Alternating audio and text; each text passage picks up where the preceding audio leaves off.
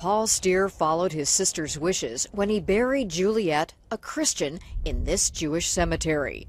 She was only 47 and died of lymphoma. Paul, what did your sister like about this place? It's nice, peaceful, quiet. But there's been little peace since congregation board member Maria Balaban did what some consider the unthinkable, suing to get Juliet Steer's remains dug up and moved out. She's not supposed to be buried there. She's not Jewish.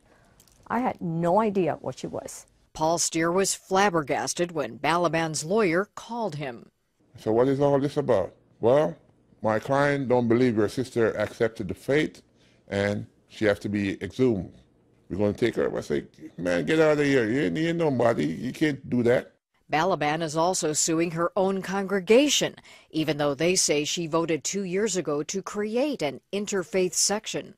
This to our right is the Jewish section, and to our left is the newly opened interfaith section. But Balaban says this interfaith section was never supposed to include non-Jews without any ties to the congregation. I would never approve that, and I did not approve it. Paul Steer is troubled that Balaban hasn't objected to 4 other plots in the interfaith section. They're reserved by white families. Because my sister is black and the other 4 that as reserved plot is white. You think that the woman who is behind this lawsuit is racist? Well, my belief, yes, I think so. Are you racist? No, I am not. Balaban says the other 4 plots reserved by white families have ties to the Jewish congregation, and that her long track record as a social worker helping black teens speaks for itself. I do not want to hurt the poor Julia who's buried there, that she thought she was going to be buried in a peaceful place. I'm fighting for those who approved that. Balaban's fellow board members maintain she knew what she was voting for. Anybody of any faith to be buried in the interfaith cemetery.